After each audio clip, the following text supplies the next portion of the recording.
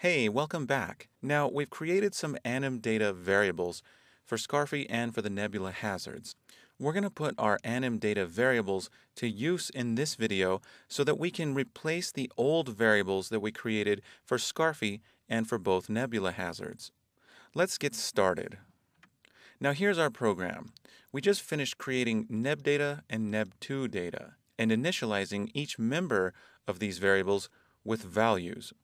We also created an AnimData for Scarfy called ScarfyData, and we initialized each member in ScarfyData by using the dot operator to access member variables and give them each values. Now, we've created these AnimData variables, but we're not using them. What I'd like to do now is use ScarfyData instead of our rectangle called ScarfyRec and our vector2 called ScarfyPos, as well as our integer called frame, our const float called updateTime, and our float called runningTime. I'm going to highlight all of these variables and delete them. Now, as soon as I do that, I'm creating some errors in our code. And if I look over to the right in Visual Studio, we'll see some red where those errors pop up. And that's going to inform me where I need to make some replacements because we're using those old variables that we just deleted. Now, let's go ahead and scroll down to the first error. And it looks like the error appears where we're performing our ground check. We're using ScarfyPos, and we just deleted that vector2. Instead of ScarfyPos, we now want to use our ScarfyData.pos vector2. So here in the ground check, where we're checking ScarfyPos.y, instead, we're going to use ScarfyData.pos.y. And we're checking to see if this value is greater than or equal to window height minus ScarfyRec.height, where we see our next error. Because we're no longer using ScarfyRec, we deleted that rectangle. Instead of ScarfyRec, we're now using ScarfyData.rec. So I'm going to replace ScarfyRec.height with ScarfyData.rec.height.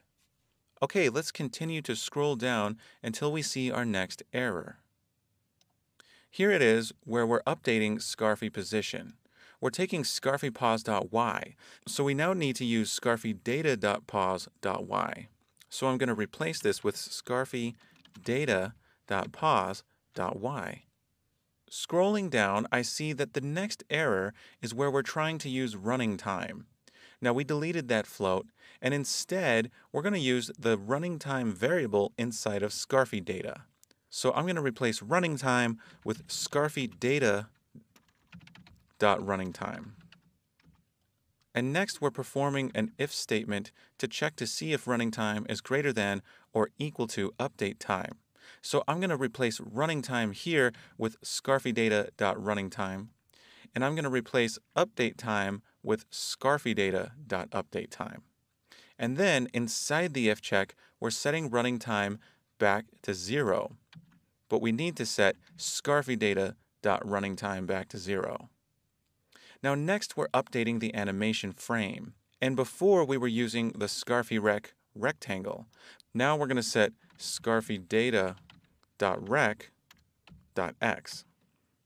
Now we're setting it equal to frame times ScarfyRec.width. But now we have ScarfyData.frame, so we're going to replace frame with ScarfyData.frame. Now, instead of ScarfyRec.width, we're going to use ScarfyData.rec.width instead. After this, we increment frame by 1, but now we need to increment ScarfyData.frame. And then we check to see if frame is greater than 5. Now that's going to be ScarfyData.frame. And then when we set frame equal to 0, it's now going to be ScarfyData.frame. So this takes care of updating Scarfy's animation frame.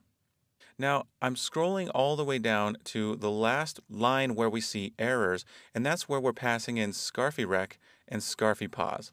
Now we have ScarfyData.rec, so I'm going to pass in ScarfyData.rec, and then for ScarfyPos, we're going to replace this with ScarfyData.pos. And that is going to take care of all of our errors that we created by deleting those old variables. So this brings us to your challenge. we've just replaced old Scarfy variables with the member variables in our AnimData called Scarfy data. Your challenge is to replace the nebula variables.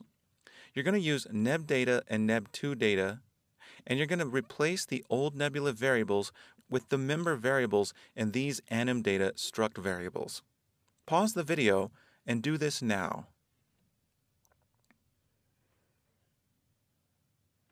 Okay, so just like we did with Scarfy data, we're going to scroll up a bit to where we created our nebula variables.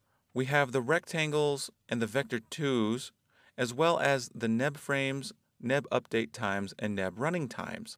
We're going to go ahead and highlight all of those and delete them.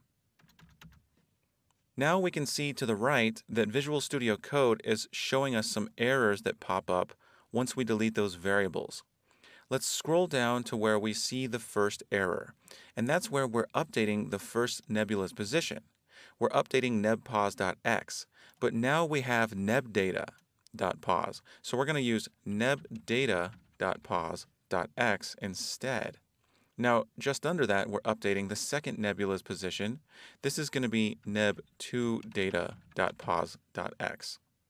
Okay, let's continue. Scrolling down, we see that here we're updating the first nebula's animation frame.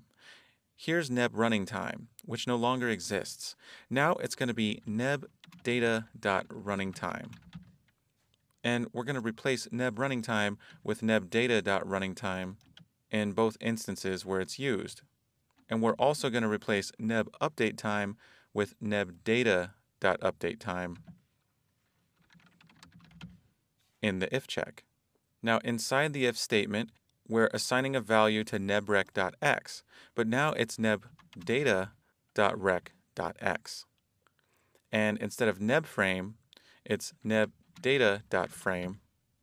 And instead of nebrec.width, it's nebdata.rec.width here. And of course, we need to replace nebframe with nebdata.frame in each of these instances here.